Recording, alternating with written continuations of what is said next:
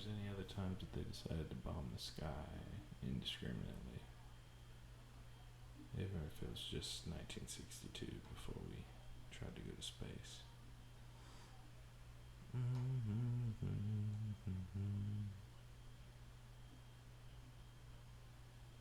So it looks like a no.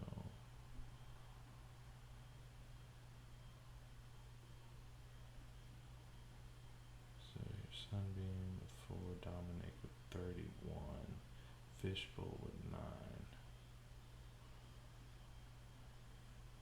Storax, Roller Coaster.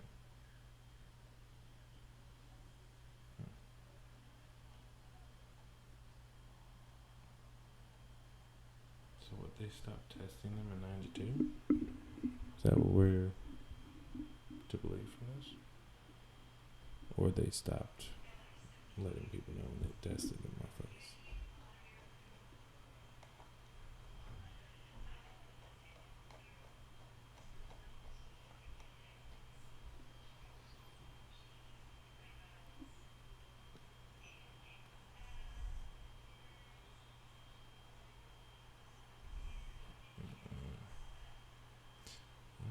Yeah, I don't get that.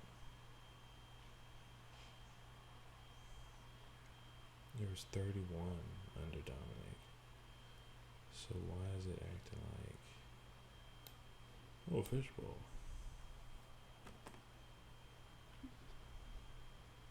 Let's come back here. 31. Total yield. Conducted in 1962 by the United States and the Pacific. Scheduled quickly.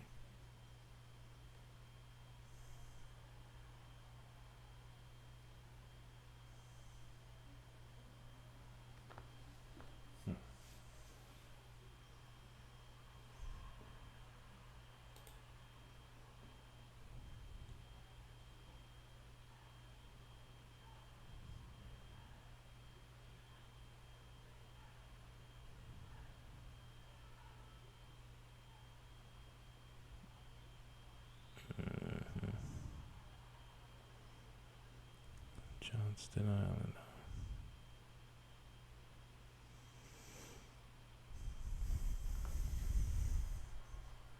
So I guess that footage must be from 92 or prior, right?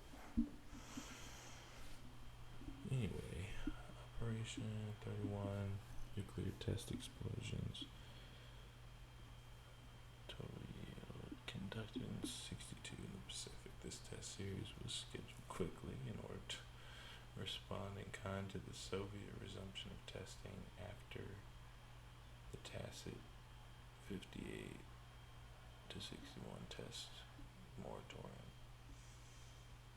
Most of these shots were conducted with free fall bombs dropped from B-52 bomber aircraft. 20 of these were to test new weapons and 6 to test weapon effects, and several shots to confirm the reliability of existing weapons. The Thor missile was also used to lift warheads into near space. Okay. To conduct high altitude nuclear explosion tests. These shots were collectively called Operation Fishbowl, so this is partly why it's classified the way it is. Cold War tension between the people who are working together in Antarctica peacefully. It's kind of strange. I mean, I gotta get a drink. I gotta get some water real quick. Shit.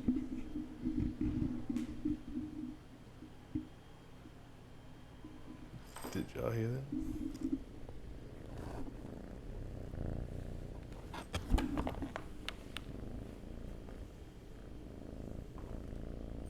You good, big boy? Let me grab something to drink real quick, y'all.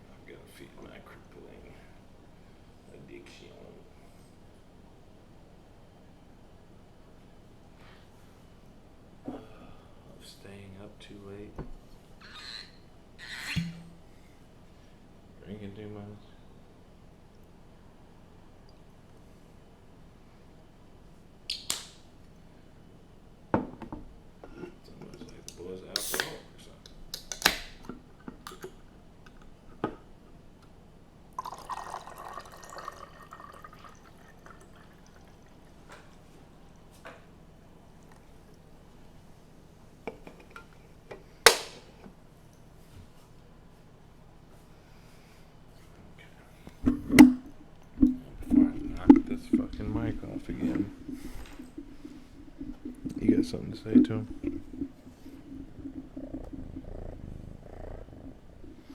This is Lux. He is luxuriously living lavish with all of the alliterations that there should be for a handsome young cat such as himself. Let's see if we can get him up in there.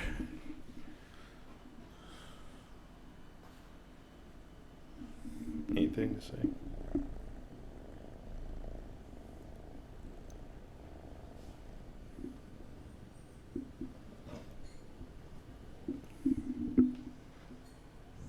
You're usually really talkative up in this bitch. Oh, okay. He's shy.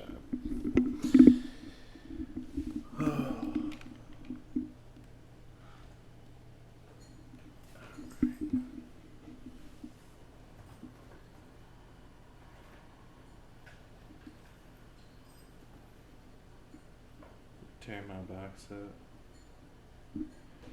Thank you.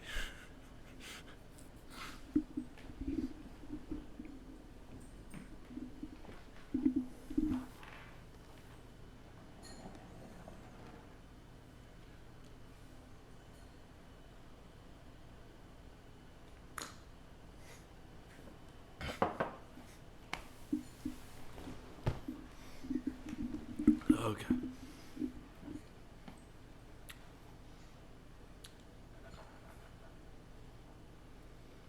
You know, I wonder what they say about that one.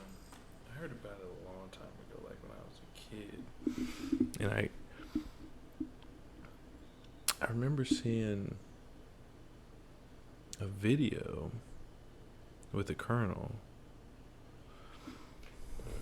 but Northwoods, right? Was that what it was called?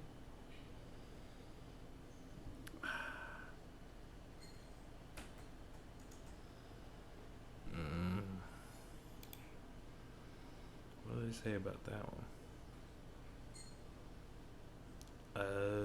In 1962. And then they started killing people. Like Martin, Malcolm, JFK, and his brother.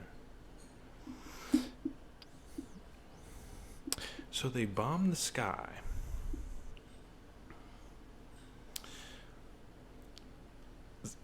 Some people say that's when they found out they can't get out into space. There's no physical way to get out of there. And if that's the case, what you've been telling people for the last 500 years is wrong. Are they going to lose faith in you guys as ruling power and take the power from you? So you clamp down maybe with more force than you should, which creates the utter skepticism and apathy of the people for you. You've become a heel promoter. The government here is Vince McMahon. And you don't want to see the skeletons in the closet. You just want to cash your check. And I don't blame you, because I want to live too. I want to take care of my loved ones too. So I ain't never going to blame you for working hard, just trying to make money and do your thing. That's by all means. But we got to try to be more vigilant, I think, than and not to throw our ancestors from the previous generations under the bus here in America, but like, I feel like they may have been able to save us from the position that we're in now, but it'd be difficult because kids do need room to be different than their parents, you know what I mean? And freedom is always going to come with an inherent risk that things go wrong.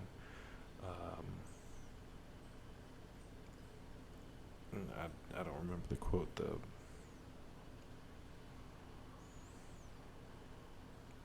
I prefer dangerous freedom over secure slavery. Like, that's feel like a healthy position. Some people might disagree, but it is what it is.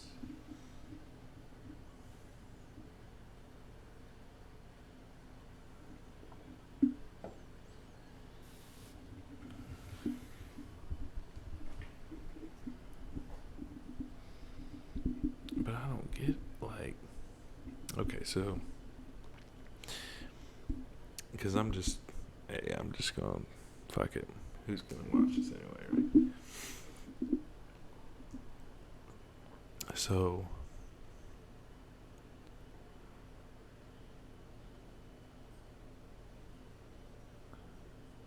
from the 1830s to the 1920s, we have orphan trains taking what seems to be a constant influx of children from New York and other East Coast cities, but mostly New York from what I can tell. And they go all over the place. During the same time, you have these world fairs all over the place with the baby incubators. And I mean, the buildings that we couldn't replicate today that they say that they made out of, well, I don't even, out of something that's supposed to be temporary, even though some of them turned out to be permanent. Like, I don't even know how to go there, but okay, so we got the world fairs, some wild stuff, the orphan trains, wild sketchy stuff that I can't like put my finger on, because you're talking tens. I mean, it would be one thing if it was like, you know, for 20 years after Gettysburg, right, or something like that, that orphans from the victims of the war, soldiers on both sides, that those children got, you know, some had to be, but women weren't going to war then, so it would make it, that's why I'm like, and if you want to say like, okay, maybe it was the Spanish flu, so again, it should be a few years, right, after the Spanish flu. And that's probably all it would take, because a lot of kids would get it too if their parents got it. If it was that deadly, even though you'll see swarms of people in the streets during that time that the virus is going on, and they're all packed together like they're not worried about a thing. But maybe they just didn't know, right? But, and again, this is just a guess, you know. It's just, I'm just spitballing here, right? It's not like I've put a lot of thought into this. I've just put a lot of research and time, a little bit of thought, but not too much.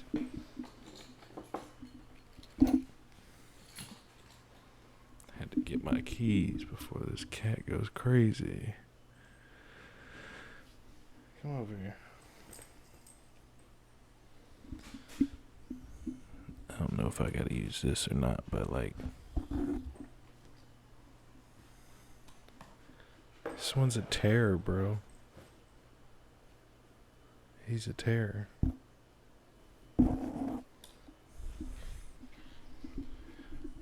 But okay, yeah, like I said, just like spitballing a hypothetical, right? We got the world fairs, you know, you got the orphan trains. And that's from 1830 to 1920. That's why I bring up the Spanish flu, because some people it would seem like a good explanation. And like I said about like, as far as Gettysburg, it would make sense again a little bit after that event, but we're talking about it starting before the event, and they're not coming out of the South particularly. But yeah, the flyers of, you know, come pick you out a kid off the train. Wild. We have this country that's mentioned in these newspapers, that's all over basically where Russia is, and we're not sure exactly how far. We don't see a lot of maps of. I've only seen it on a couple of globes where Tartary stretches all the way into Alaska and into some of Canada and some of America, like as part of the Tartary Empire, if I'm not mistaken. But so we have that. You have. I mean, I'm sure I'll look at that at some point. You have basically. In the early 1800s, you have all these pictures of all these cities that are being dug out of the mud. It's as if the earth almost like liquefied and swallowed up some of these places. Or there was, but because it doesn't make sense any other way for some of these buildings to stay intact. If it was like a mudslide or something, it would knock the building down, right? You would think. But the pictures of them uncovering railroad tracks. Now, if I'm not mistaken, y'all are supposed to be the ones putting them down, but it looks like you dug a 5 foot long, 5 foot deep hole and then put 5 foot of track down there and took a picture. Why would you do that? You would take a picture when you found something unexpected 5 feet beneath the earth. A railroad track was already there. But there's so much going on. From the 1770s, from the 1730s, all the way up until the 1830s, and then from the 1830s all the way up to the 1930s. And then we have this kind of stuff where in 62, doesn't Kennedy die?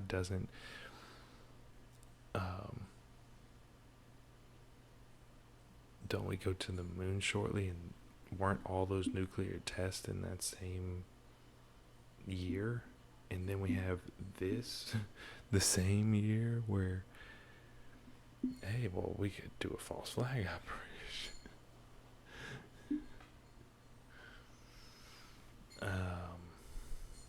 Oliver, right? Oliver North or something like that? No, not Oliver North. It was, I forget.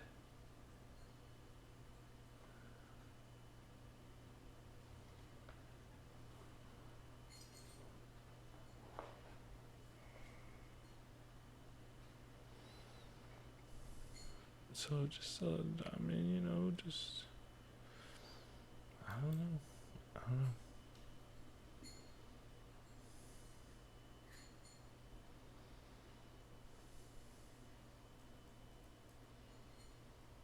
I doubt they'll have anything about this one on there. Wait. I can't spell for shit right now.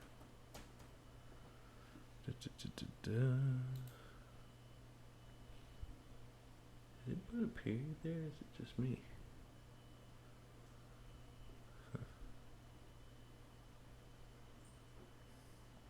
And alleged. Okay. That's fine. Yeah, because again, I can't tell you if, it.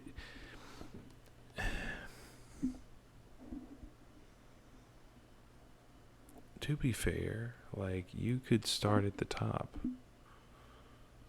If you're the CIA and you walk into, I don't know, what, Soros or Ted Turner, after he starts the 24-hour news cycle, fucking CIA walks in your office and is like, for national security, you must follow these rules. You'd probably just believe them, right? And not risk it. You know what I'm saying? I'm not into painting people as like, oh, everybody's that's an evil person. They read that teleprompter and thought they were doing a good thing. Like, what a monster. Like, no, I'd like people to give me a chance. So I try to be patient. And, I mean, I try to be vigilant with people and with things in general in my life. But, hey, it'd be nice to give people a chance to. All right. An alleged large-scale program by the CIA that began in the early years of the Cold War aimed to manipulate domestic American news media organizations for propaganda purposes. There's 3 sources there, apparently. Declassified. Inside Operation Mockingbird. Okay. Well, I mean, y'all can see that. Well, wait a minute. There we go. Right here. But obviously it's pretty easy. You just Google that shit. It's fucking, I mean, yeah, put them on the payroll. And if you're a young journalist, you ain't making no damn money. You got student loan debts. Give me that money. Tell me what I gotta do. That was pretty loud, wasn't it? I might be being too loud today after being not loud at all. And I ain't got no damn music playing or nut. But that's alright. I don't really care all that much. What's another operation we thinking of right now?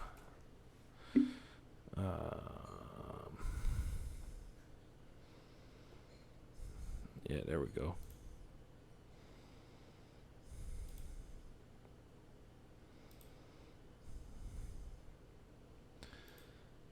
Man, that looks... I ain't gonna lie, I thought we was gonna get thrown off the internet for a split second.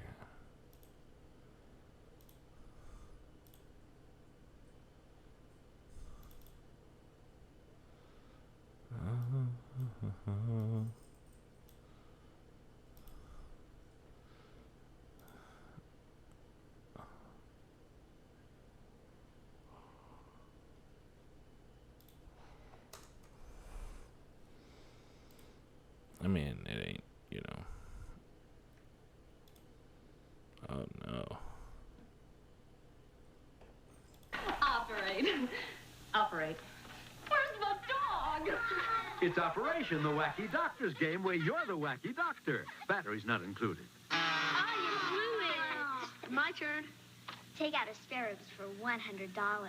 It takes a steady hand because if you touch the side... Here goes his funny bone. Don't get nervous. I did it. That's $200. Operation, a game from Milton Bradley.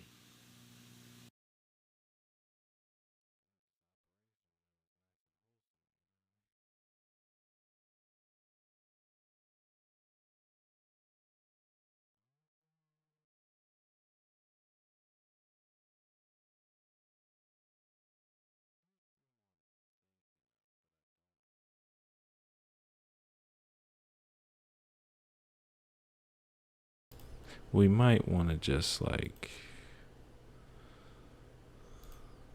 yeah.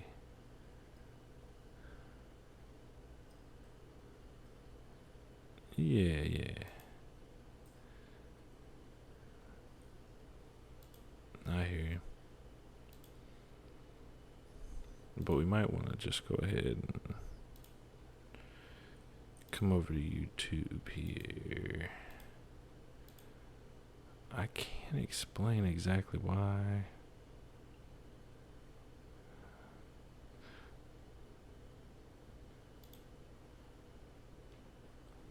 I kind of wanted to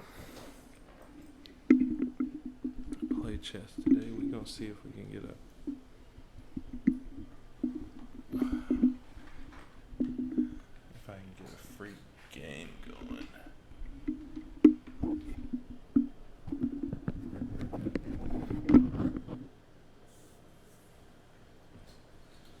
Hopefully that'll be alright. Move it back.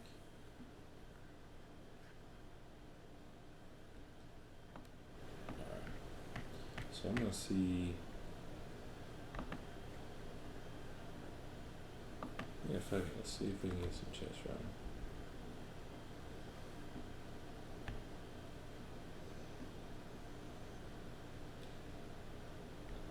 Do I have to sign in, sign on, sign up?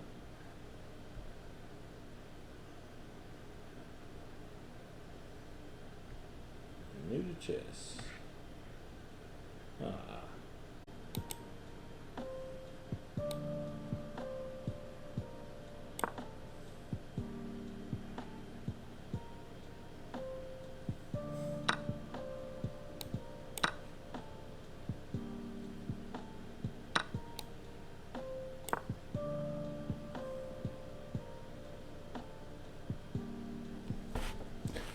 Just getting smoked like I thought I would.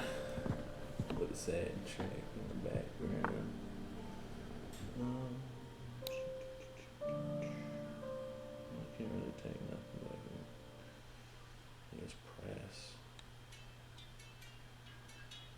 into a particular area, but that's, I don't see anything else I can do.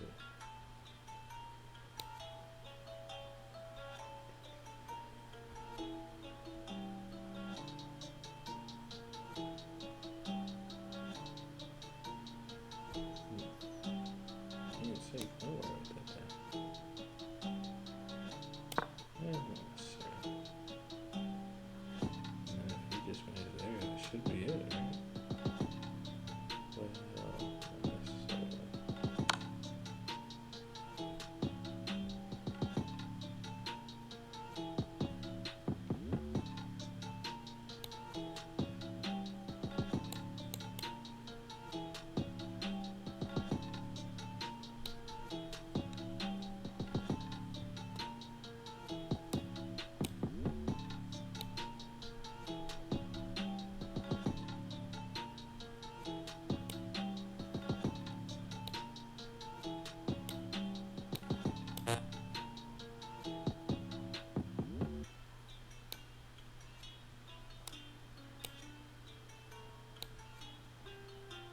I didn't even see it.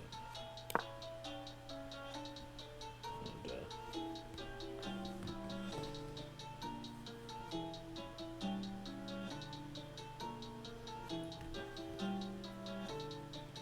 yeah, to get memberships, I can actually like keep track of my games, I think. But, I guess if I'm streaming, I'm just keeping track of it. There you go.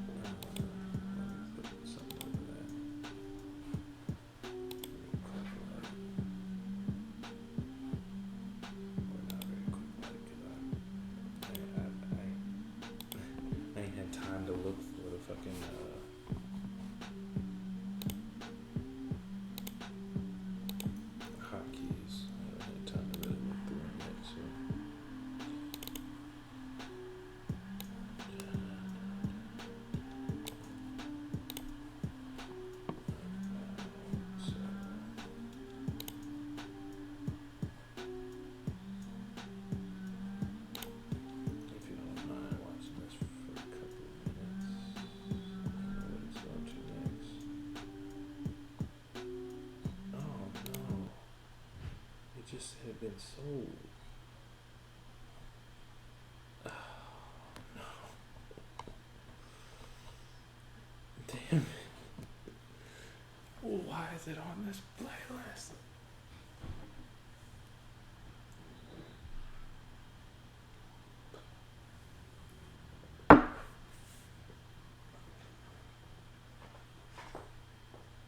That's why something like that can happen. I got you. Because yesterday's stream at the beginning, it randomly muted all the audio, and I was like, I know the only music I played was from the freeze, so now that makes sense. What was I doing? What's playing? Okay.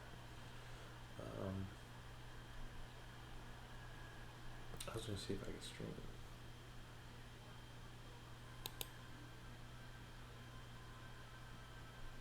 I'm a little worried because I don't know if I got to work right now while I'm playing NBA 2K.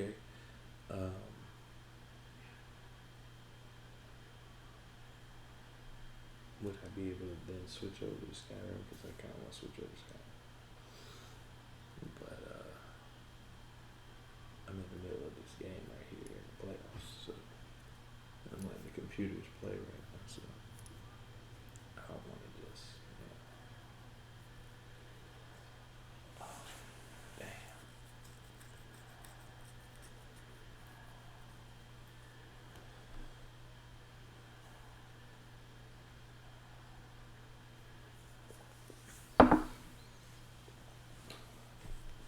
I fucked my 2K up. Man. It's over, right?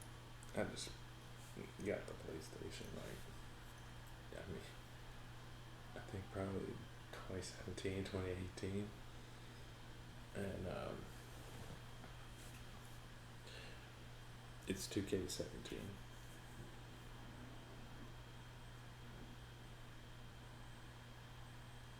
And I'm in, I think it's GM mode or whatever, where, like I'm just managing a team. That's why, like, I try not to play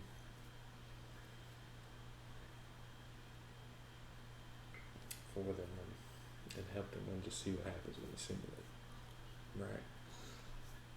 And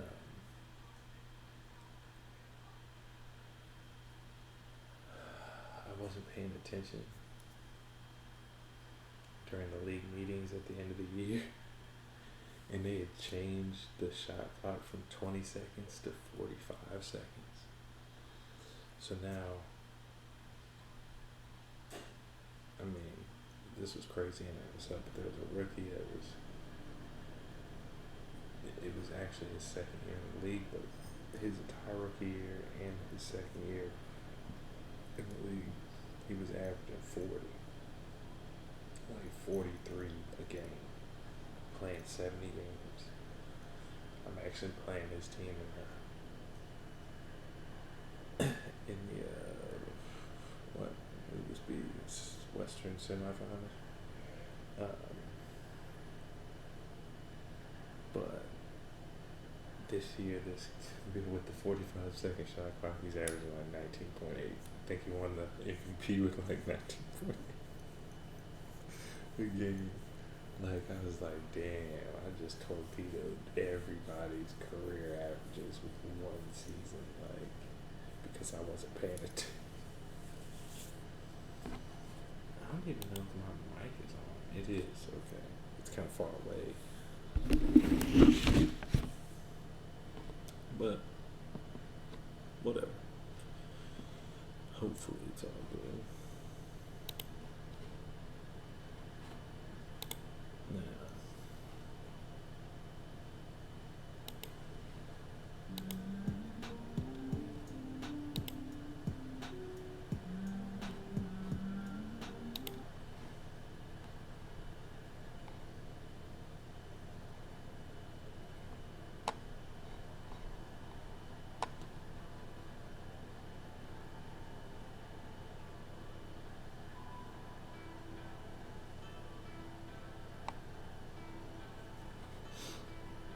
Can I see this?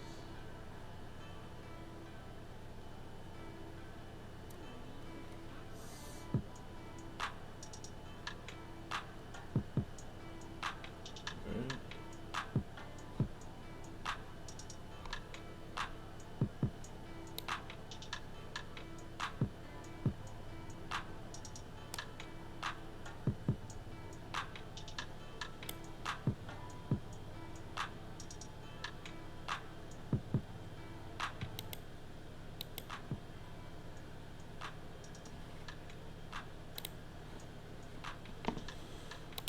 Oh shit.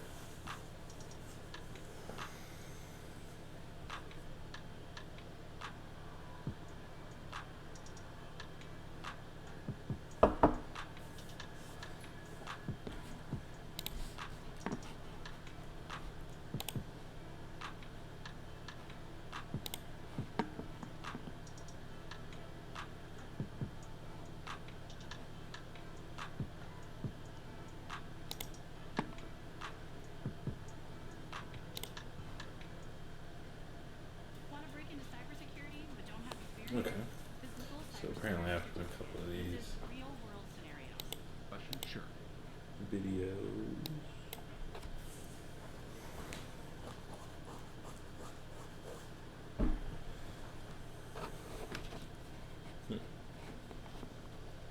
Into a playlist on their own.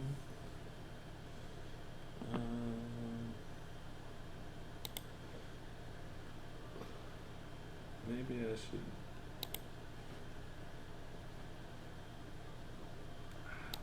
make it a little wider.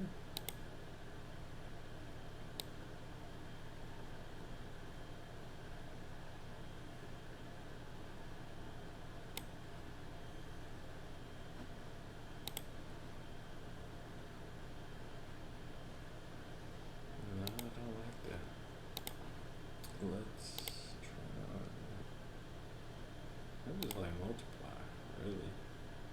It just sucks how it's too deep right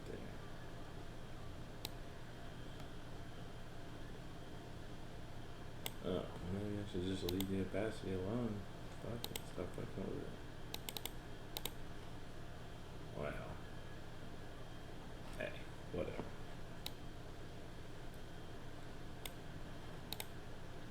Question? Sure. How many states? Oh shit. Okay. If I am gonna do this, first we gotta turn this up, and the channel name is LFR JoJo. I'll just show you on the screen real quick.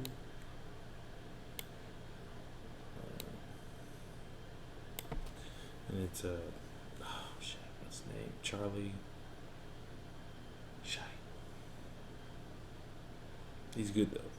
You know what I'm saying? Charlie is a bright young lad. You know what I'm saying? And then it says destroys college professor. I don't think Vosh is a fucking professor of anything, but I could be wrong.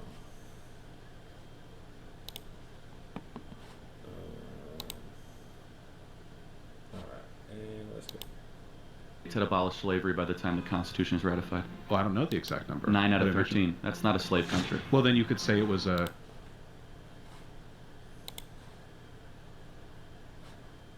confederacy with Okay, so we might need to come down this a little bit. portions that were slave I think that's states. better said. 9 out of 13 had already abolished. There was a sunset moratorium for slavery in the Constitution. Charlie is cooking right now. He's cooking. What I noticed, at least in some of the classes that I took, the higher end classes, you know, what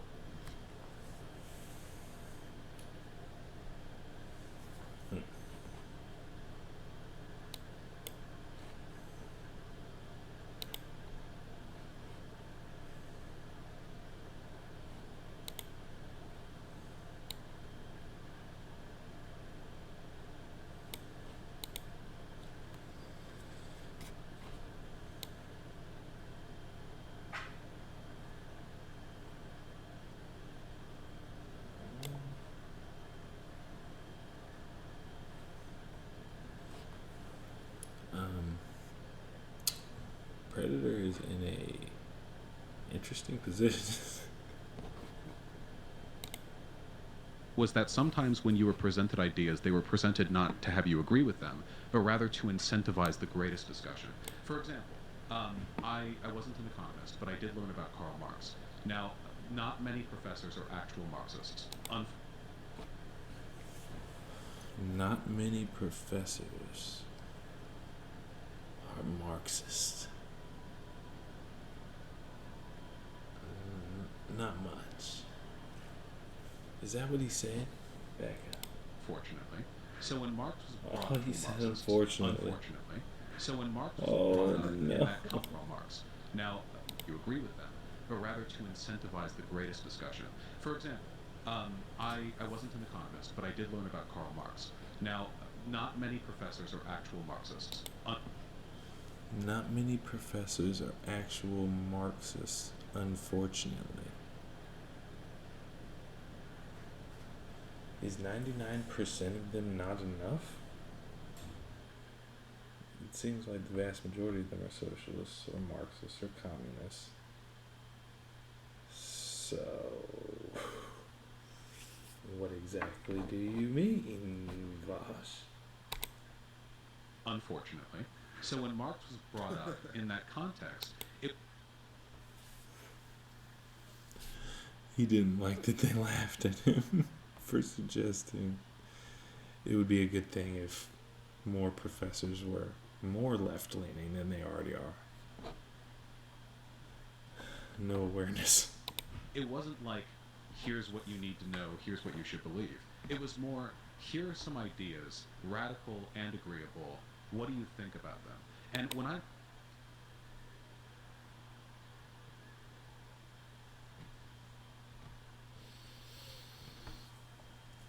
Do you smell that?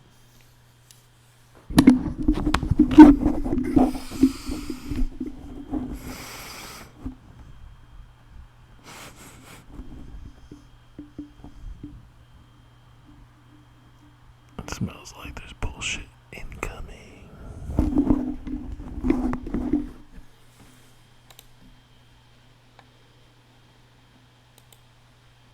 look at what Kennedy has written, I don't often agree with some of the more radical propositions, but I do enjoy the process. And I don't think that's something which should warrant the state intervening to cut out those discussions. I think that's a great brutish response. It's a great segue. If I could go. So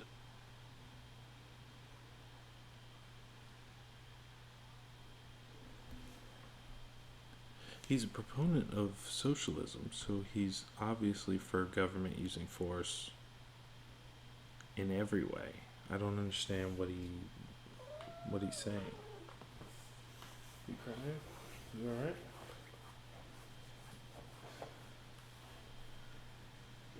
I'm telling you, luxury, living lavish over here. In a box. Alright, see what Charlie hits him with. So the next question then is, should we be teaching first and second and third graders to be hyper conscious aware of race all the time? I think that's destructive. I think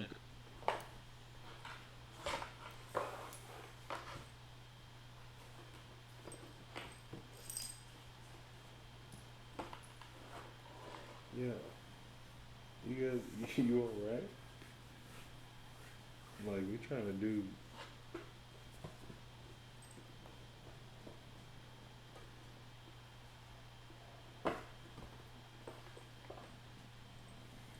We trying to do a show over here.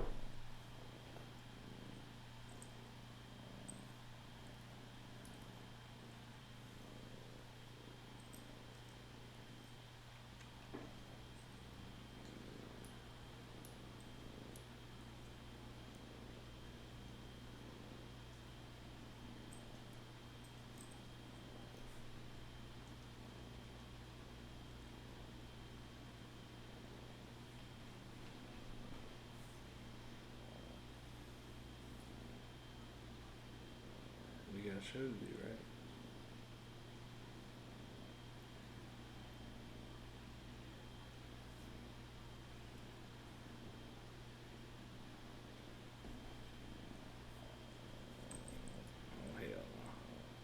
think you're about to go and jump on that laptop, you go crazy.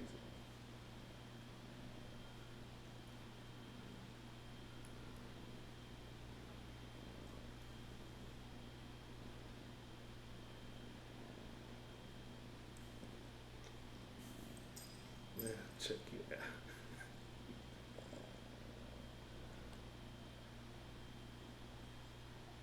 Well, why don't you go over there?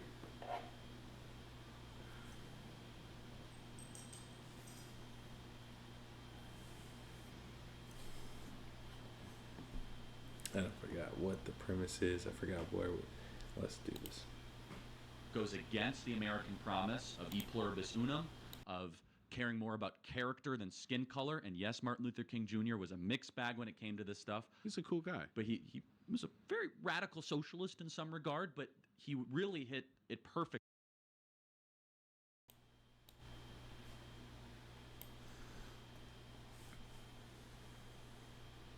He was.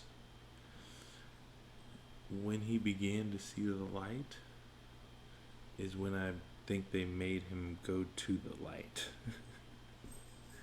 If you catch my drift. You guys ever looked at the transcripts for the court case? Now people tell me that okay, OJ was acquitted in the criminal court case for murder, but we still consider him a murderer. We still consider him a murderer because he lost the civil case, right? If you lost the civil case, then we would assume that you were guilty. In 1999, the King family sued the United States government, the FBI, the CIA, and a host of others for participating in the assassination of Martin Luther King Jr. They paid that family. And you can read the transcripts, they're online. It's actually a pretty fun read. It's kind of crazy and sad, but to even think of these things taking place with officials, I mean not elected officials, but people who are working in an official capacity for the federal government, it's a little insane. And yes, he might have been closer to socialist, but I do believe it's, from what I understand, he started to see a pattern with white liberals and see a issue that could arise. And as he started to correct that in his rhetoric, that's when they was like, oh, we've got all we could have. Oh, we got all we can at him. Get him out of here. Perfectly when he said that this was the ideal of the American system. Do you see any downsides to getting 3-year-olds just caring, not 3-year-olds, third graders caring about the color of people's skin all the time? Well, I think depending on their environment, they might already, whether they know it or not. And very They may be concerned with people's skin color whether they know it or not. If they're not aware of it, then they're not concerned with it. Is this guy an idiot? Yeah. Yeah. implicit in subtle ways. We know from tests done, for example, on like little kids, like 4-year-olds or whatever.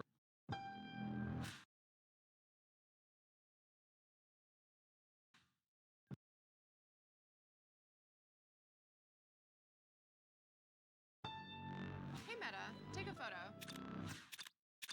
Question. When you guys were in third grade, were you thinking about critical race theory and other people's skin tones? And this is a real question. I really want to know.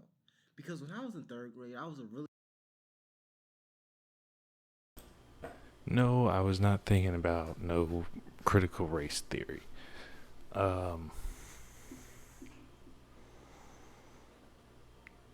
My life is a unique example in and of itself. But, and I was in Florida, and it seemed to be that, I mean, I'm sorry, but like one kid in third grade, and maybe, I mean, I was young. I don't remember all my memories from third grade. What if I'm misremembering? But I do know it was the only year we were in portables, and kid called me a zebra with malice and a half breed. And so I told this nigga to come see me in between the portables after school. And he came out there, and I hit him in the stomach once, and he doubled over, and I picked up my bag, and we never spoke of this again.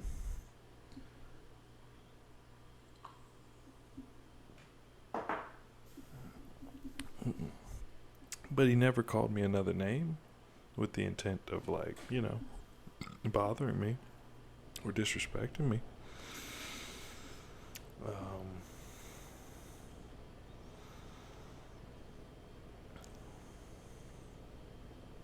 I'll say this. The most prejudice that I've received in my life based on skin color has come from dark-skinned people. So that just being that, meaning I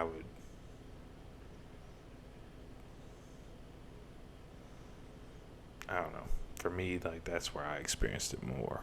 Yeah, there was that incident in third grade. The next year, a girl called me the N-word, but in retrospect, I don't know if she was doing the hard R or not, but she was fair-skinned, but she was actually Hispanic. So maybe her family used it, her big brother used it or something, and it was more acceptable in that context, and she might have been used to it and said it without, you know, meaning to disrespect. But I threw that girl in the garbage can. But again, I was fourth grade. I was 8 or 9 years old, you know, so, you know, it was late 90s, you know what I'm saying? Shit.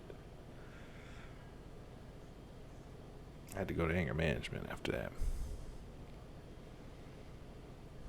But these are literal, like, that's 2 incidents in my entire life where someone who's fair-skinned said anything that I could even construe as racist in a disrespectful way towards me. Like, yeah, I've heard light-skinned people tell, which is what I call white people too. I mean, I've heard them tell racist jokes, but that's a joke. I don't give a fuck. Like, and I realized very young, like, after, like, 4th and 5th grade, if you're gonna fight every time somebody calls you a name, you're gonna be fighting your way to expulsion. Like, you're gonna be fighting every day. So if somebody says something you don't like, challenge them. Tell them to either, you know what I'm saying, either put put their hands up or shut the fuck up.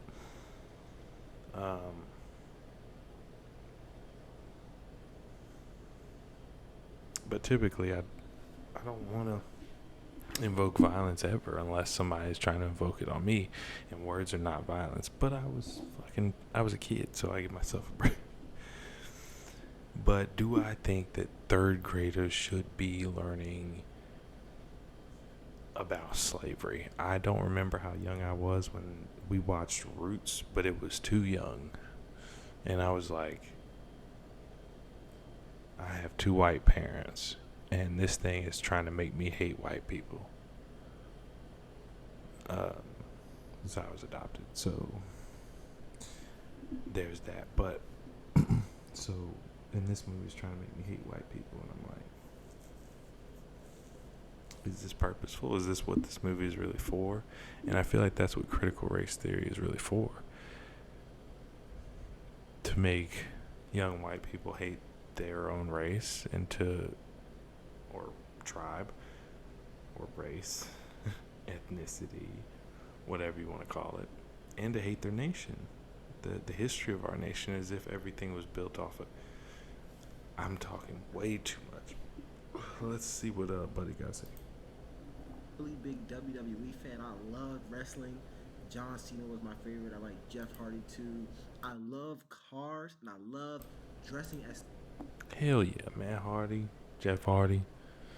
Before they lost their minds, got too many concussions and whatnot.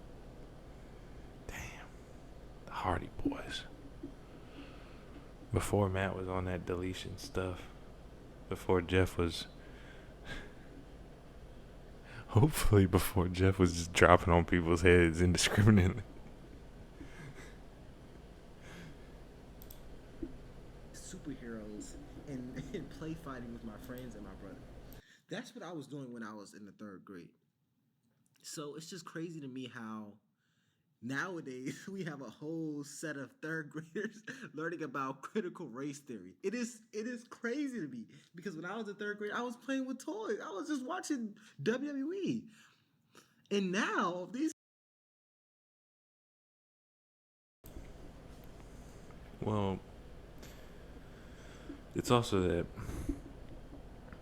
before I was 10 years old, there was, well, not entirely, but there was only a few years of my life where there wasn't internet, but it was enough for you to like kind of get a feel for how things work now versus how things worked before. And information, I put it this way.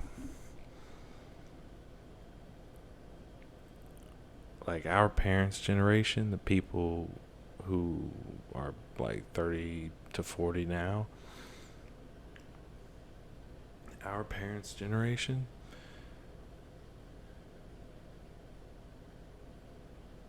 I feel as though they would have taken in the same amount of information in their first 40 years that anybody born after the information age has really taken off.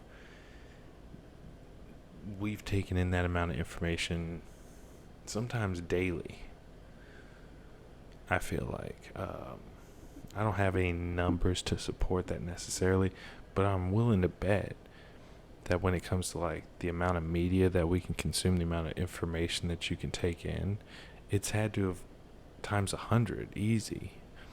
Because imagine when you would have to drive to the library and go in and pick out and find the book. First of all, find the book, then check it out, and then you can read it, and having to research that way versus having a computer where you can just grab the book, have a program go through the book, find what you're looking for that's pertinent to what you're trying to do. Like, you see what I'm saying? Like, but there's just so many ways where this technology allows for us to so I do kind of wonder what effect that has in the long term. Will that cause our brains to give out quicker or for them to last longer? Because if we're never sitting on the couch doing nothing after retirement, but we're still taking in immense amounts of information, maybe that helps preserve our minds for longer. Or maybe we blow them out because we are focused on junk. These kids are out here getting really woke. They're liberated in third grade nowadays. Oh my gosh. That some elements of implicit racial bias already infect their thinking. Now, that isn't a moral judgment. We're all flawed beings. We live and we die. We all have biases. That is just a part of life. But I think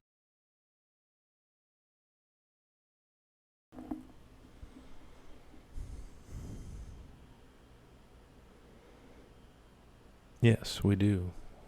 There's in-group biases and there's out-group biases, and in my humble opinion, the in groups are more pernicious and more frequent than the interracial issues. But who knows? I think conversations. And I think that for each race, that's the case, honestly. Like, have you ever seen those commercials? I think it's like an Indian commercial where this dark skinned nigga, this Indian nigga pull up to the club, and he's trying to hit on a bitch, and they throw their keys at him like he's valet and walk past him, walk in the club, and then they're like, whatever they're saying in Indian, it's like, oh, not getting the attention of the ladies? Try our skin cream, nigga. Brighten your ass up, and I bet them hoes will be all over you. And then this nigga tries the skin cream. Oh my god. Oh shit. Fucking skin falling off the bone and shit. You see him fucking dragging a chemo bag behind him. But now he's fair skinned, and the ladies run up all over him, grab him, and then they let him in the club for free. Come to the front of the line, nigga. You about to die. But yeah, they do that in India. They do that in Korea. And like,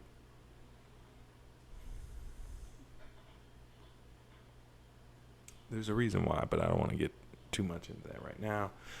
They've only been in power for, maybe 500 years. So like, give them a break.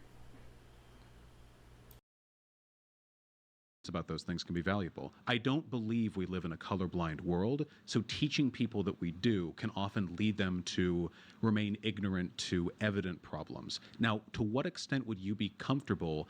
What would you say, like bringing a racial consciousness to third graders? I wouldn't.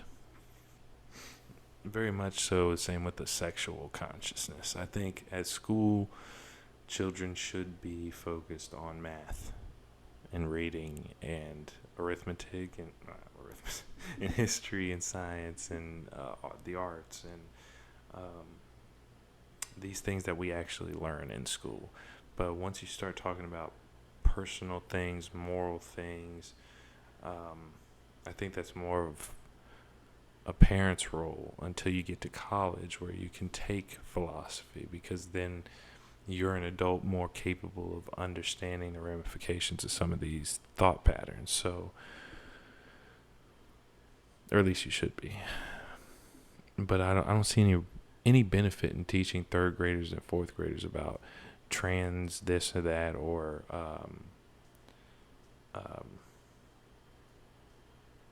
about race. I mean, like, if you're going to, it should be strictly historical. Like there's no reason to even bring up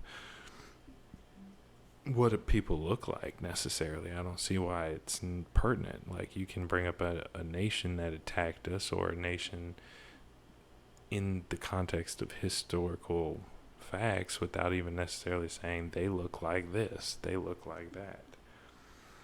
I don't see why it's necessary. They're kids. They're not retarded. Like, they'll see from the world that they inhabit and experience alongside their parents, and how their parents respond to things. That's who should teach them about sex and about other deeply personal things. This isn't about 1 + 1 = 2. This isn't about being able to spell words correctly and write coherent sentences. These are things that are more subjective, that should be left to the individual to determine, which means the head of the household, or the head of the family, or the family in general, that child, once they become a person who's capable of consenting to something, then maybe they should be clued into certain things.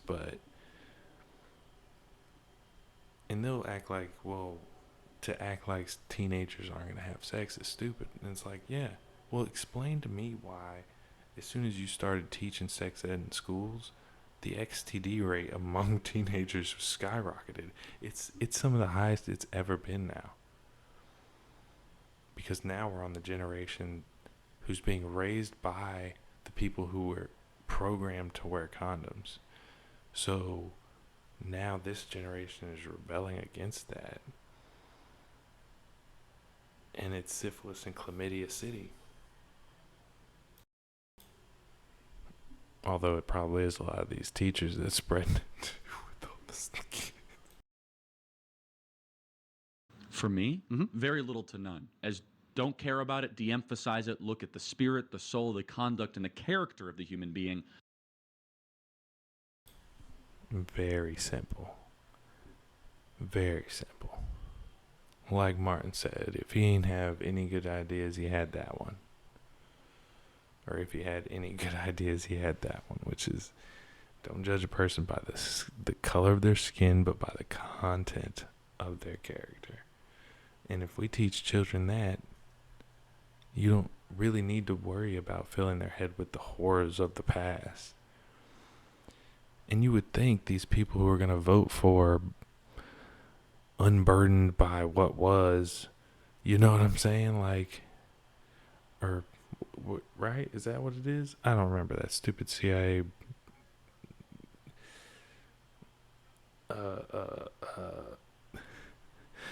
AI generated statement. If you're going to vote for being unburdened by the past, why do you want to teach all the children all about the horrific things that the United States has done in the past? Especially when you're framing it that way. You're not even framing it in the context that those things actually took place in. It's wild. Their skin color means nothing. Not saying that you should start to emphasize, organize what people look like, because therefore it means something that we're going to tell you. A great example is that this is the textbook definition of stereotyping, right? Is that if you see a black person, you don't know their history. You don't know if... And that is wild. Like, that a lot of these groups on the left that are like supposedly in favor of black people are, how do I put it?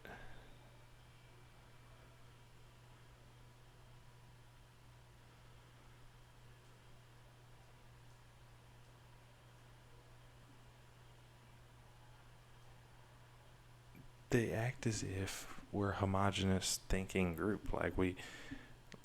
Like you're not black if you don't do X. That's why Joe Biden would say such a thing. Like, you're not black if you don't vote for me.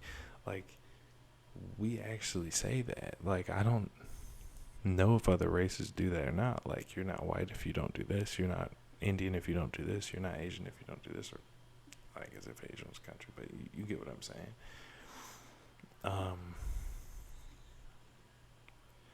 Maybe about certain things, something very traditional or something, I could see. Like, you're not, I don't know, I don't know other nations' traditions well enough to really speak on them, but,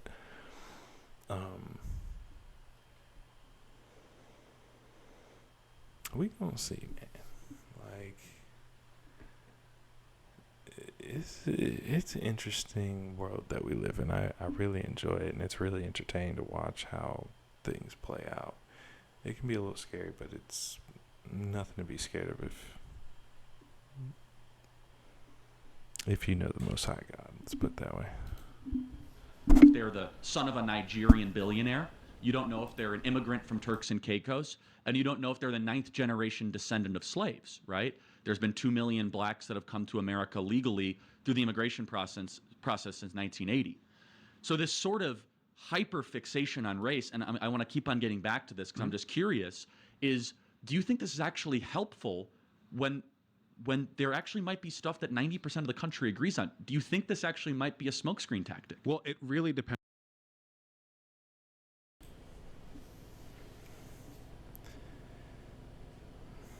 I really don't have much to add to that. I do indeed believe that it is a smokescreen, but I hate to say it, like, it sounds bad because I don't like organizations of humans. I don't like groups of humans. When we get together, we tend towards corruption, and the larger the group gets, the more likely that a psychopath ends up in control of major portions of it or of the organization itself. They smell the power, and they're going to want to position themselves as best as possible, and they're the ones most of the time they're best suited to actually put everything into it because it's that important to them.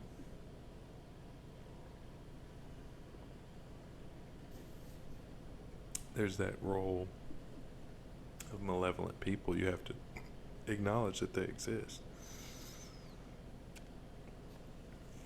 So I don't vote either way. But I do find it interesting to see the arguments that are being made. And consistently, from an outside perspective, someone who doesn't have an emotional investment to either party or either team, it seems as though conservatives have better arguments. And their arguments seem to be based on results, not, on things in practice, not theories or slogans or platitudes. So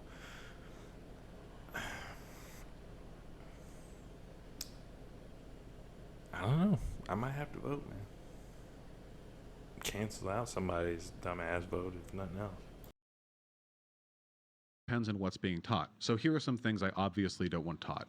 One group is better than another. Of course, black people are like this, white people are like this. That is being taught in some schools. Okay, I'm glad they called this one out immediately. Because I was going to say, some of the stories I've read are pretty explicit about that is exactly what's being taught in a lot of these schools. So I don't... Okay, but we don't have to get into it. Luckily, because they called him out. There Just are so we're some clear. schools that do that, and while I would look to see their curriculum mended, I don't. Again, I just don't want to implicitly agree with like a state ban. I would see adjustments done.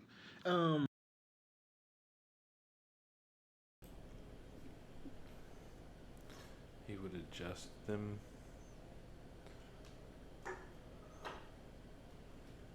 I mean, he has to be able to see how it's probably not a good idea long term. He's not stupid. Well, yeah. That's twice now. I done forgot. What you doing, buddy?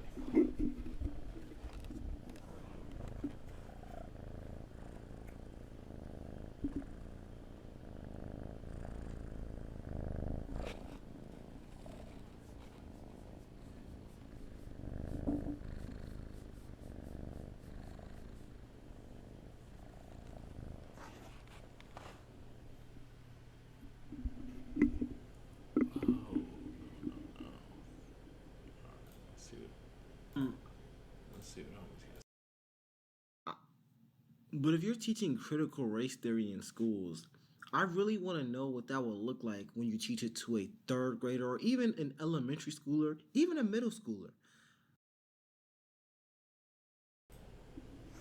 A third grader, even an elementary schooler, even a middle schooler,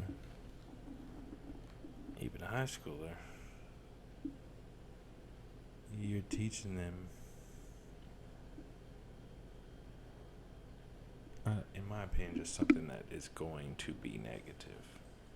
It's going to have detrimental effects on the relationships between the people in this generation, and why would you intentionally set them up for failure to sow the seeds of dissension?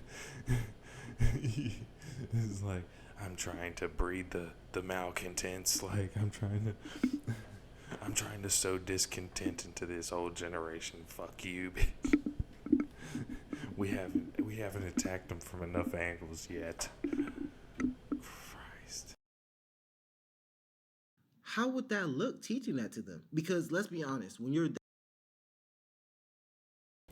Let's be honest, homie's teeth are. Oh well, I mean, y'all might not be able to. I don't want to. Well, shit, I can pull it down for a second. Look at homie's. Look at homie's grill. When I take this down real quick. Wow, look at how white and beautiful these teeth are.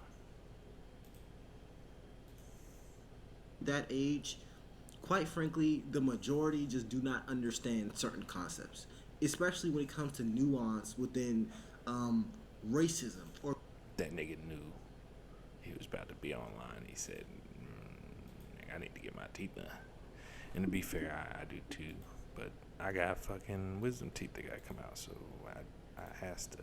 It ain't got nothing to do with this necessarily. Let me pull Predator back up here. Alright. I don't know.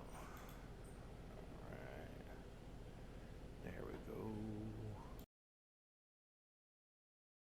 or nuance within skin color or these type of conversations. Majority of kids, like you've talked to third graders before. You have little brothers.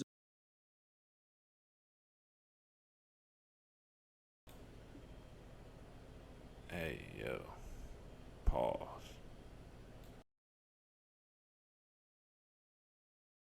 Or little nieces and nephews or little cousins who are this age, if you were to really sit down with them and try to have a real conversation, not changing any rhetoric in how you speak, have a real conversation and explain the nuances within race or racial dynamics or affirmative action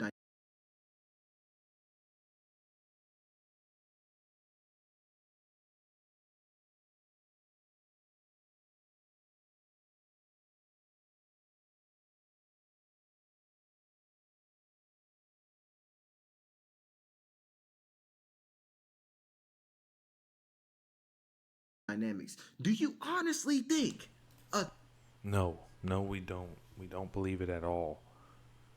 I'm sorry.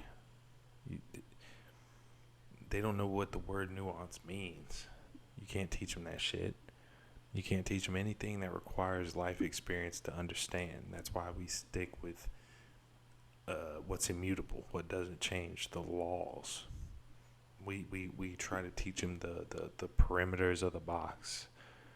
You know what I'm saying? This is how things function on the playground. Go on out there, have some fun. Like now you know like where the boundaries are. And here are ways that you can play the game. Go out there and play.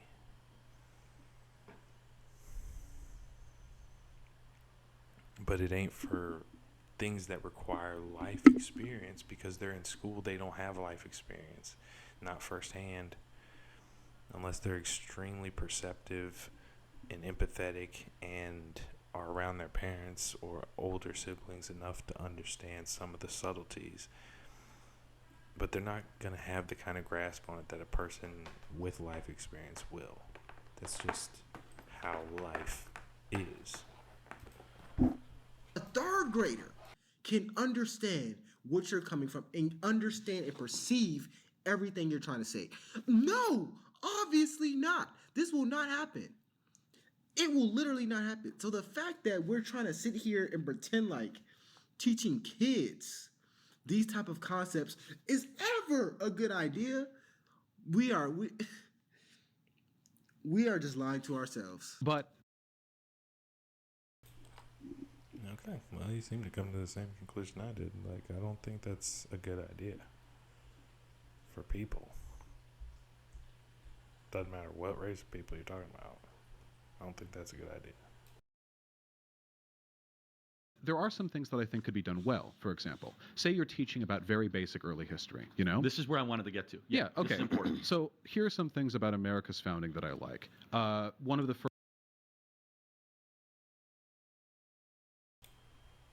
I wonder if he's going to say when the democracy was founded.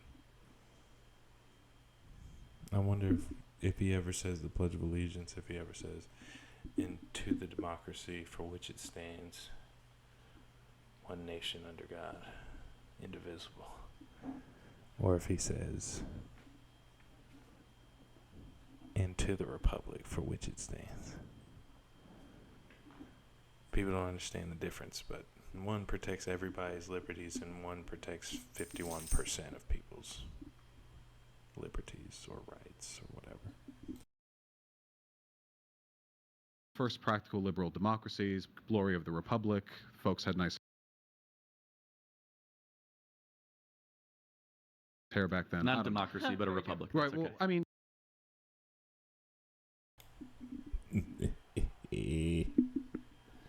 Sorry. you know, they're not mutually exclusive, and we of course did more to fulfill the promise of a democracy with time, but obviously. Fulfill the promise of a democracy when our founding fathers were distinctly against the idea of a democracy?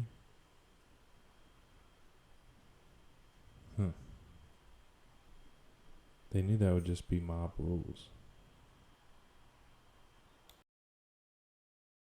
Obviously, when America was founded, it was a slave state. 1 in every 6 people in America at that time was human property. I don't know why people make this argument or bring this up.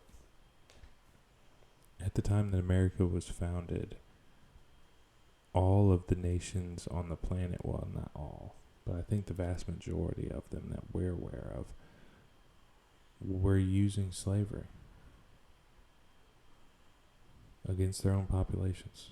So this, I don't know, this indignation, like as if Africans didn't have African slaves, and as if Africans didn't have Slavic slaves. Like, I don't think they're in Africa right now crying for reparations. Although I do kind of feel like reparations kind of should be potentially talked about in some manner. Because once you start giving other people reparations for the wrong that the federal government has done to them, but the oldest example of it doesn't, well, not the oldest, the second oldest example of it doesn't get any recompense, that's it's a little strange. Like, at least that I know of, Native Americans got some. And Japanese Americans, not to put them down or anything, like that's not, or to not put them down, but not to make light of what they went through in the internment camps. Is, I think it was during World War II, right? It must have been. Even what they went through, I'm not trying to make light of it, but the time period that they spent there compared to the 400 years of slavery here in America, like, that's where I can see, like, okay, well, the federal government makes right when it does wrong by people. But I understand, too, it would be difficult because if you look in the records, too, the first owner of slaves in America was a black man. So is he going to get reparations, or is he going to have to pay reparations? How would his ancestors have to pay reparations? I don't know. You know what I'm saying? So it gets tricky. Ask you a question? Sure. How many states had abolished slavery by the time the Constitution was ratified? Well, I don't know the exact number. 9 out of 13. That's not a slave country. Well, then you could say it was a confederacy with portions that were slave I think states. that's better said. 9 out of 13 had already abolished. There was a sunset moratorium. So correct me if I'm wrong. 9 out of 13. What is that? So 4 states. more than likely the southernmost colonies. Huh.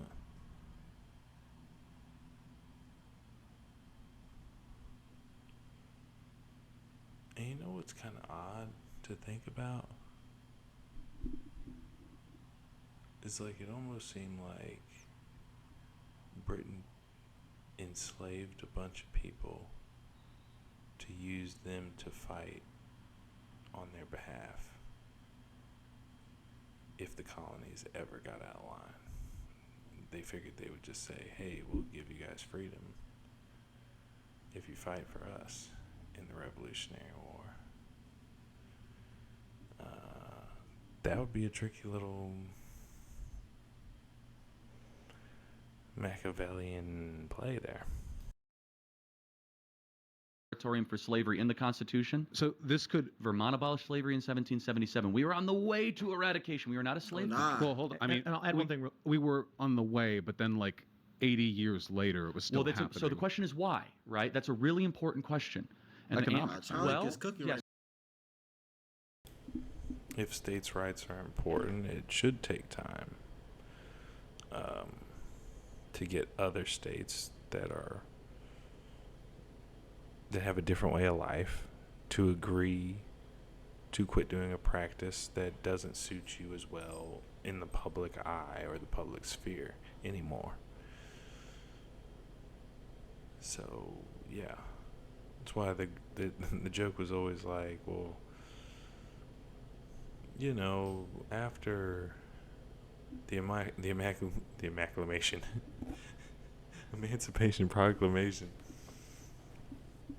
you know, racism was over, or 1930 or 1960 or whenever your town decided to act right.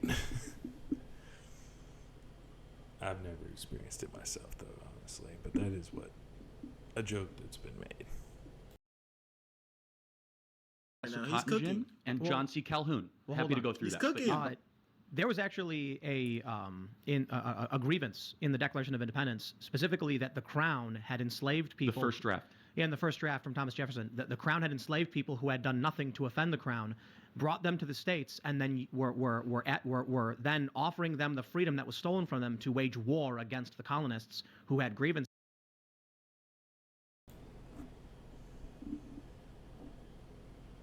Damn.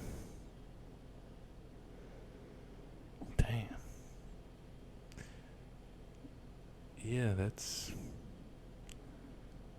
4D chess, if you will. Or 5D, or however many dimensions.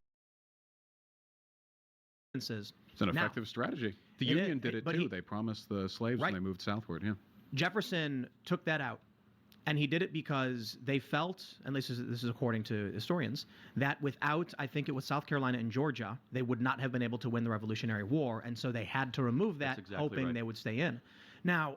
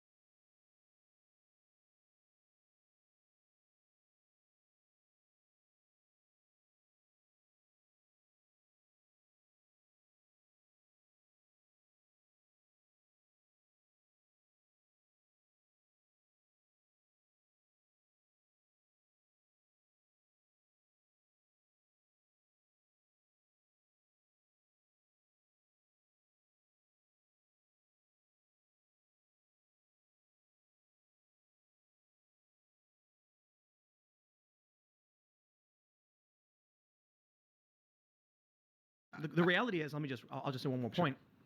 They thought they were going to. I'm sorry, again. I didn't realize I didn't tell y'all before, but this debate was on Tim Pool's podcast, I'm pretty sure. He seems to be the moderator between the two. So I just realized I didn't say that earlier.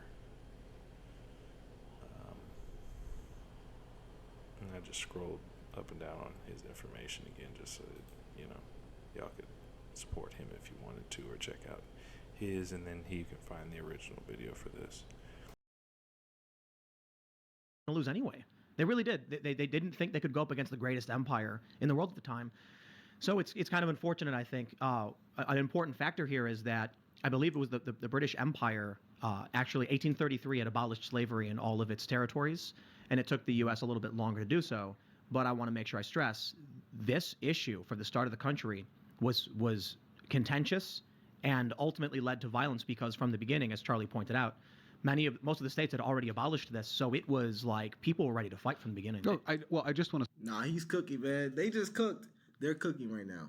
They're cooking, man. This is crazy. Say to that, my understanding of the founding of America isn't as simplistic as the founding fathers were evil because X or Y. I recognize, of course, that, And I appreciate that. there are incredible complexities to those issues. And also, I'm not a historian. There are probably tons of things out there I don't even know that might change my opinion in the future.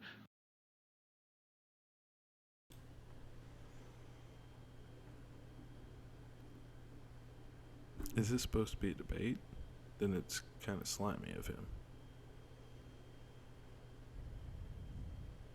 I don't know. It just seems like a Weasley little, like...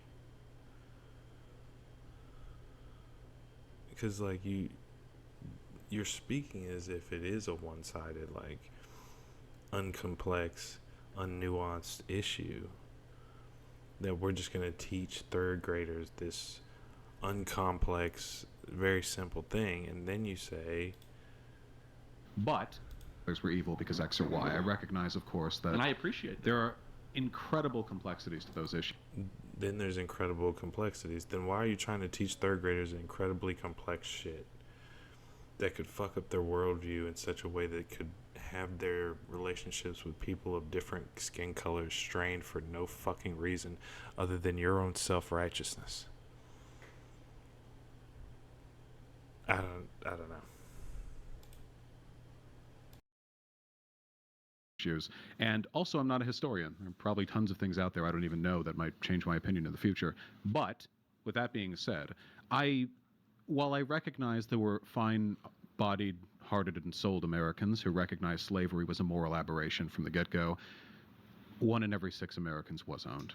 And while that may have been constrained to some of the states, it was still ultimately under the purview of the federal government to make decisions with regards to the legality and constitutionality of that. Now,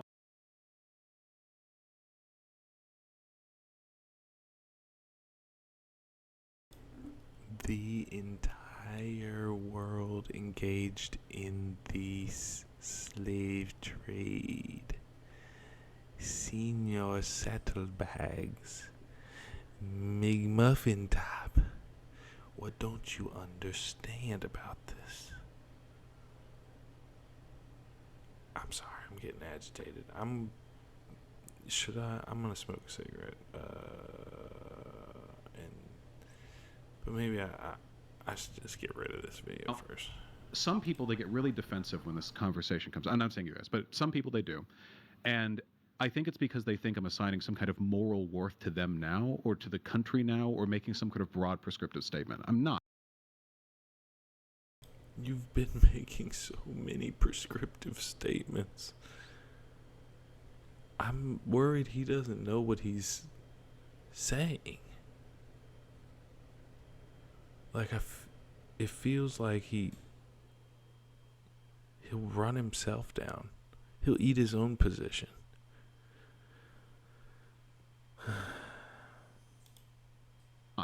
The only thing I'm saying is, when you're teaching history to a bunch of kids, you have to teach it all. At least you have to teach.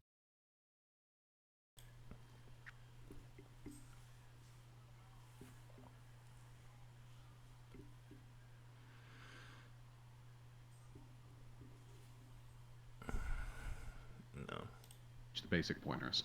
And for Black Americans, the history of this country has been less than favorable.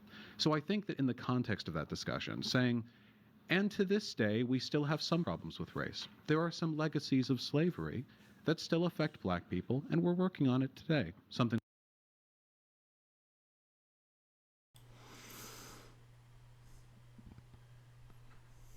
So you're teaching kids that you can fix past indiscretions with current indiscretions. Is that what you're? It seems to be what you're suggesting. Like, by us teaching you to be racist towards white people, we're making up for the racism that white people, I guess, perpetrated on y'all a couple hundred years ago.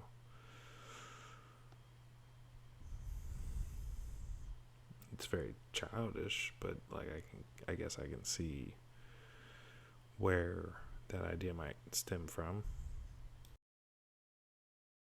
Like that. That's a kind of racialization that I'm in favor of because it doesn't encourage stereotyping, it doesn't encourage discrimination, it just encourages a base awareness of some serious problems. So, but that's not happening, right? Is that largely what we're seeing through school districts like Chicago and in Washington, D.C., and the entire California school system, representing 10,000 schools and 6 million students. I've seen the documents on those. Yeah, is that it doesn't have that kind of nuance and complexity that you just presented, right? And I think that's also a really good point. And this is why I say I really have.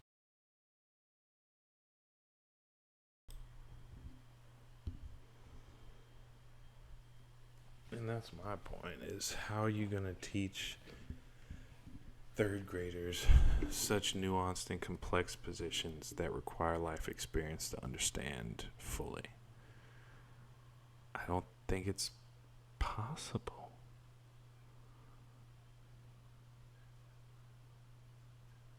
But you could teach them to hate people pretty easily.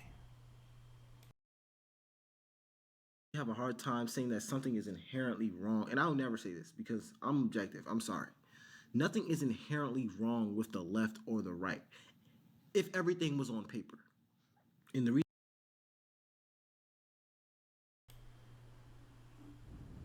If everything was on paper, nothing is inherently wrong with the left or the right. Yeah, it is. Because with everything on paper, you have lobbyists on paper. You know what I mean? It doesn't really take a whole lot more than that. But I think I see what he's trying to say. That, like, they're all idealistic on paper and in their campaigns. But in practice, their policies wind up doing the opposite of what they campaigned for. Binks, what are you doing?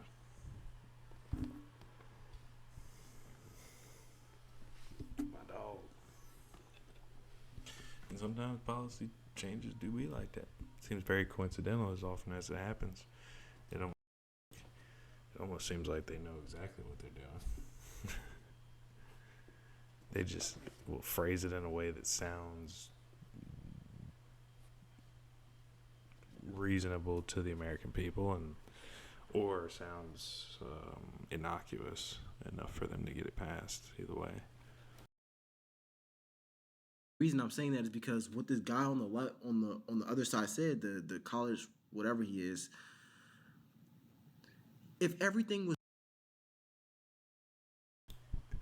whatever he is, we don't know. Is it they, them, the invaders, them? I honestly, and he's definitely not a professor.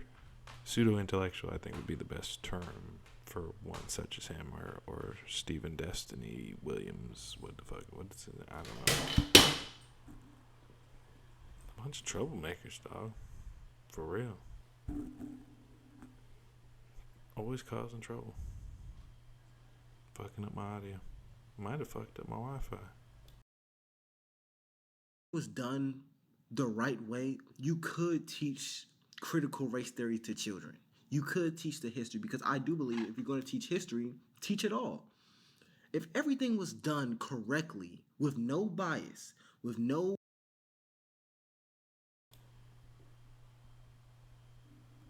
Do you understand how long it would take to teach all of history? You wouldn't start with people who have no life experience and who can't remember what they had for breakfast. You know, hidden motives. You can teach this to kids. You can. But the problem is that in America, it's not. And that's what Republicans or conservatives are saying. They're not saying something is inherently wrong with teaching history. They're saying their children are being brainwashed. They're saying who's ever teaching their children is obviously trying to paint a racist narrative towards their own race.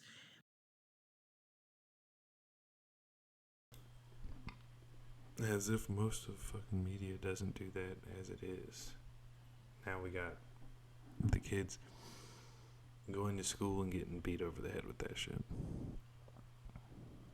Can you imagine what an Asian or Hispanic person is thinking about lying in that situation? Sitting there in school and they start talking about how black and white people are at each other's throats like monsters constantly. It's weird. It's almost like we're Esau and Jacob or something. Neither side is wrong. The left, or I wouldn't even say the left, but him particularly, and people who think like him are saying this concept is not bad. But what Charlie Kirk is saying, and people who would side with him, is saying, yeah, the concept itself was not bad, but the reality of the situation is these children are growing up to hate their own skin, or they're growing up to hate other people's skin, or they're growing up brainwashed. That's what's happening now. Let me just say this, is that part of the kind of archangel triumphant of the wokeism coalition is Nicole Hannah-Jones, Robin DiAngelo, and Ibram X. Kendi. And Nicole Hannah-Jones in particular, right, the author of the 1619 Project, she heretically says that America was founded on slavery, right? And so I'd be okay with that. But it's just not true. It depends on what you mean by founded on. She defines this. She says the founding fathers were in favor of it. Not true. George Washington wasn't. John Adams wasn't. John Quincy Adams wasn't. Thomas Jefferson even signed a moratorium of new slaves coming into the United States. Ben Franklin chaired an anti-slavery convention in 1775. None of these guys were writing expositionally how wonderful slavery was. Well, this isn't being taught to third graders, right? The 1619 Project's a little New York op-ed. No, it's not. See, that's where you're wrong. The 1619 Project's being implemented as school district curriculum in thousands of school districts across the country. That's true. Well, across the country. It's not just like a podcast. This is curriculum. Right, there are principles of the 1619 Project that I think are defensible. First, bro, so here's my problem. You initially said that it's not being taught across the country. They obviously proved you wrong and said, yes, it 100% is being taught across the country. Now you're not even going to be like, oh yeah, maybe I'm wrong. I need to look into that. That's a very easy thing to say. And that's some old narcissist behavior. Like, oh no, that's not happening. Oh, well, if it is happening, then it's not like you say it is. Oh, if it's like you say it is, then it must not be that bad. You know what I mean? Or that's not what I meant. Or, okay, that is what I meant, but here's why it's a good thing. Like, it seems like very similar tactics to me.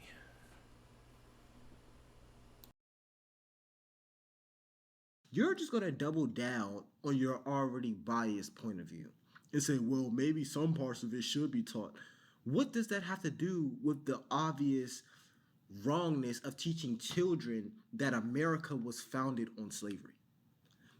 Slavery existed in America. But to say our entire country, everything we know... Then I honestly feel like you need to say that every country was founded on slavery, since it really wasn't stamped out until Britain and America put their foots down.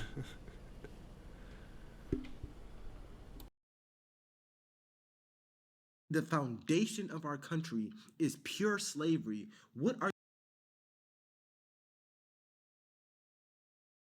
Wait a second. Because I was about to say,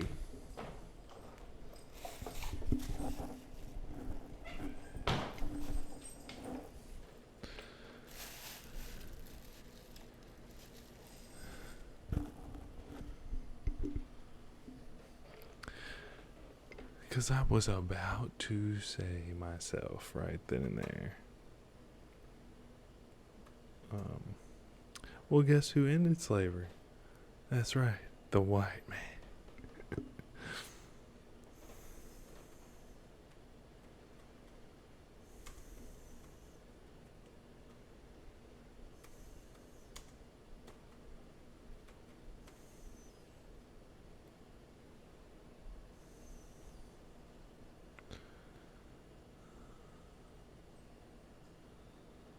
Um,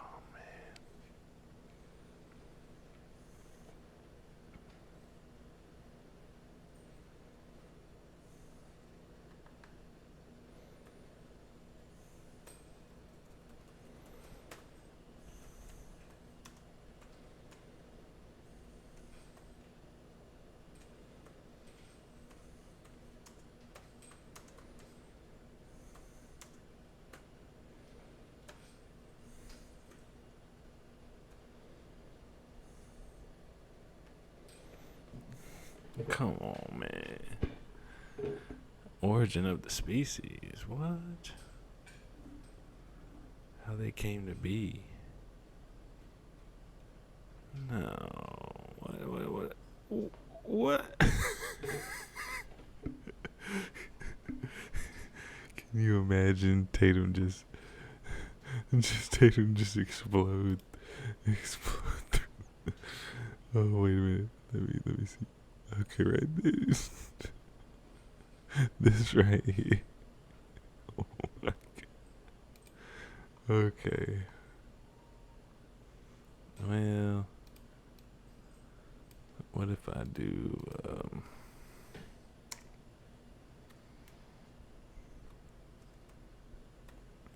I can't watch the whole episode.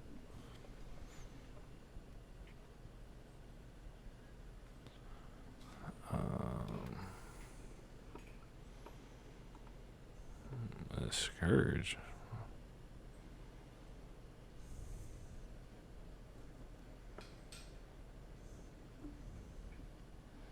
Oh, I gotta buy it. Damn, bro. That sucks. It's just like one line. I mean, I was gonna let it play a few lines, but oh well.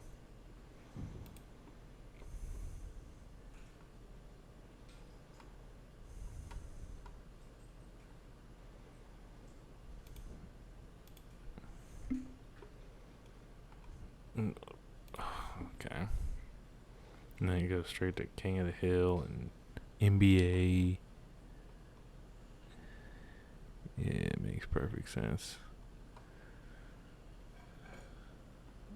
Oh well. I got distracted. Are you teaching young children? What benefit does that have for young children? That's a better question. When you teach a young white boy, a young white girl, or a young black boy or a young black girl that your country was founded on slavery, what does that make them believe? How does that aid them in their life?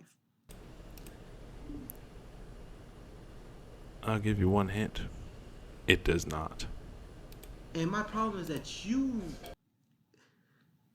could have just said, you know what, I'm wrong, I'm going to look into that. You didn't say that. You said, well, some concepts of this idea should be taught to school. Come on, man. First of all, we as Americans tend to think of the founding of our country as its legal founding, you know? But the legal founding of the United States didn't really mean much for us. Yes, the law. The thing that all the citizens are under. The thing that binds us together as a nation. Why would we think that's important? I mean, I know why you don't want it to be important, because you don't have any morals, so you'd like to just do whatever you want to do. I'm kind of making an assumption based on the character that he seems to be portraying. But that is what comes across to me. I don't see anything behind his eyes.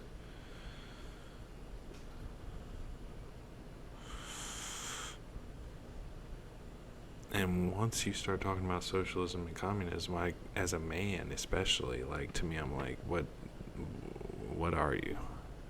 You've got to be in the dark triad somewhere, would be my guess. Because most men want to make their own. They don't want to subsist on the state.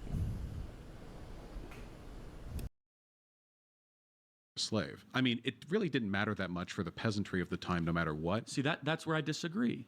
Because so when was the first state to abolish slavery? Vermont in 1777. Why? Well, I mean, for the because they slaves were who lived- inspired by the Declaration of Independence. Things.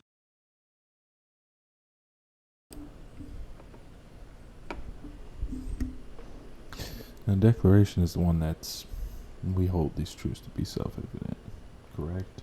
And it also is the one from National Treasure that they use when, when you have to throw off, it's your duty to shirk off or shrug off such tyranny. Something along those lines. It's beautiful language. It's one of the reasons why you can't convince me that we're smarter now. You know what I mean? Try to read the Gettysburg Address. Try to even read some John F. Kennedy speeches from the 60s. I guarantee you, if you were educated in the early 90s or later, you're probably going to have trouble unless you're, top 10% type student, because then you've already been reading literature from the past. But shit, I'm pretty sure they were smarter in general, because it's like the Gettysburg Address. It's like he's addressing the nation. He expected normal people to understand what he was saying. And y'all try to read it. Tell me how it goes for you. Started to change in that year. Right, but the slaves that then continued to be slaves would have been in the states that didn't make that choice, right? He is frying him though. Like, he is frying him right now. He's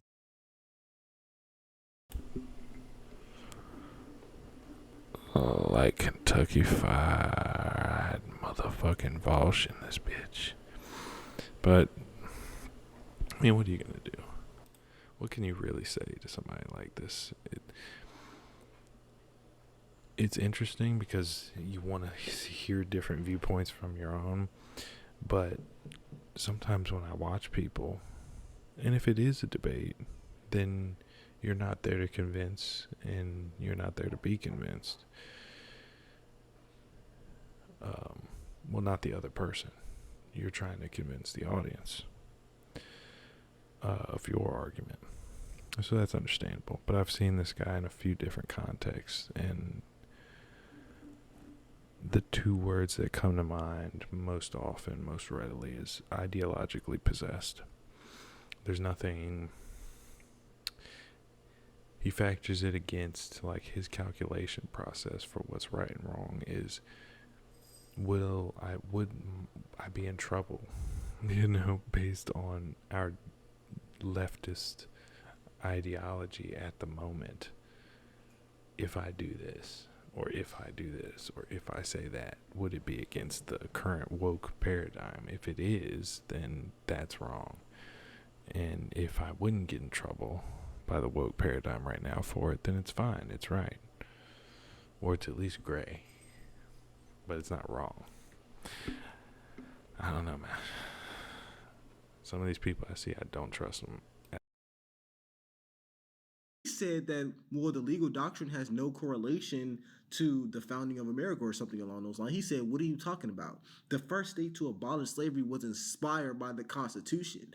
He's cooking you right now, bro. Inspired by the Declaration of the Independence, bro. I got you, though. I'm not even gonna lie. Which were largely in southern states. So Well, that's what I mean. I didn't mean to miss out on the particulars there. The only point that I'm making is that depending on whose lineage you follow, depending on the narrative that you tell, this is a very postmodern idea. And I would like to consider myself charitable to postmodernism, the idea that there are many ways you can describe the human experience, which I think we all believe. He's describing postmodernism as feeling as though there's many ways that let me hear that again. To some extent, to miss out on the particulars there. The only point that I'm making is that depending on whose lineage you follow, depending on the narrative that you tell, this is a very postmodern idea. And I would like to consider myself charitable to postmodernism, the idea that there are many ways you can describe the human experience. There's many ways that you can describe the human experience. That's what postmodernism is to him.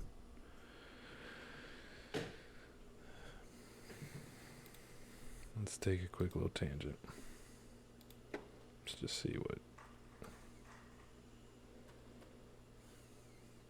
Let's just see what Google says real quick. Oh no, this is YouTube.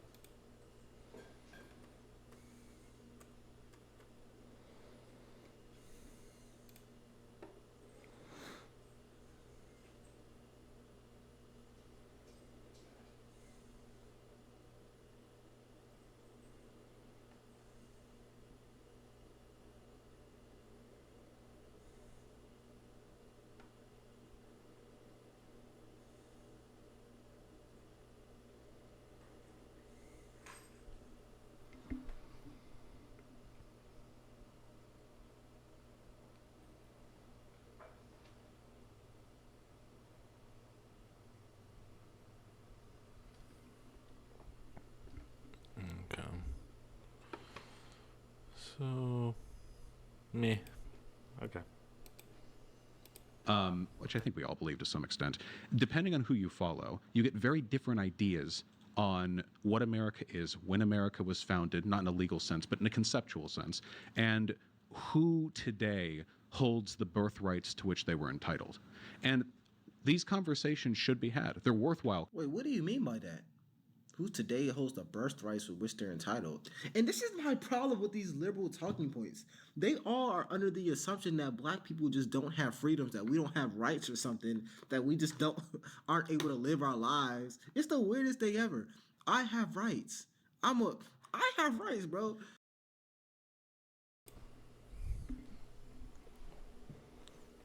Well, I don't feel like I'm oppressed, nigga. Like, any more than anybody else. I feel like if you save your money, graduate from high school, you read, you take care of your body, you work hard, at least 40 to 60 hours a week, you can survive in this motherfucker. And then if you take care of your money, save your money, save 10%, live beneath your means, now all of a sudden you can start making investments and you can move from lower class to middle class to upper class if you're willing to be patient and be smart with your money. And what's the term? Delay gratification. That's right. But no, we're not oppressed, and there's no white privilege, black whatever. There's pros and cons to everybody's position in life, and pros and cons to everything. Almost everything. I don't like absolutes. I went to college just like everyone else. I have a job like everyone else. I have literal every single right. I've never been denied my freedom.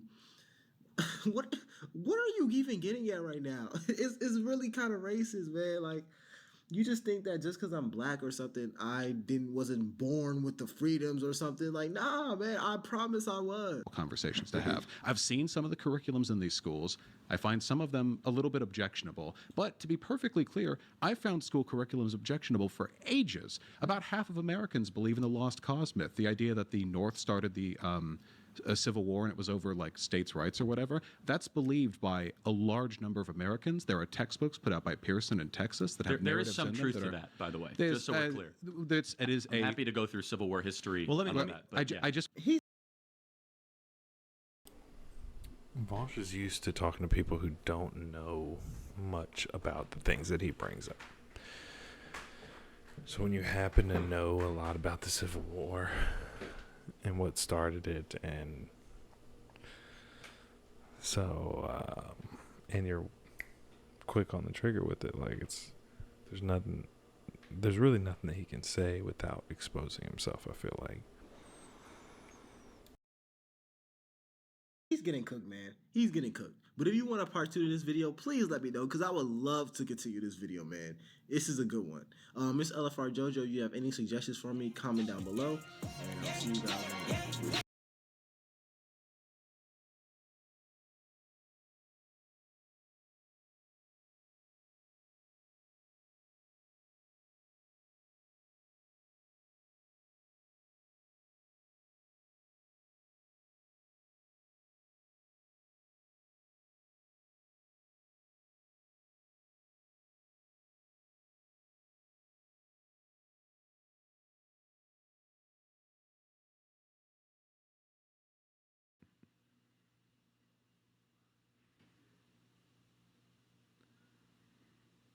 So what if I reacted to the EFAB guys reacting to another person reacting to another person reacting to that first person? No, not right now. If I watch something live, that'd be one thing. Matter of fact, let me look at. So I'm about to step out and smoke. So what I'm gonna do is I'm gonna just see what the algorithm is. I'm gonna play some of this in the meantime.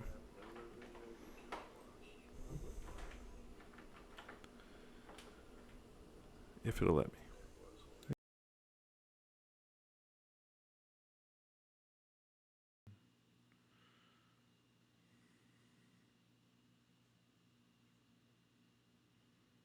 Oh man, Charlie Hopkinson. Well, that shit's fucking killing.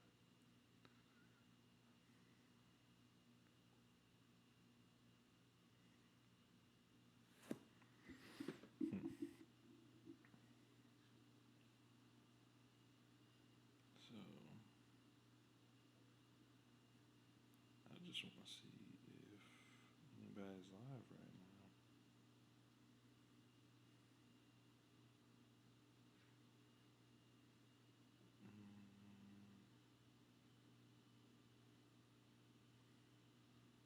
Let's check EFAP real quick.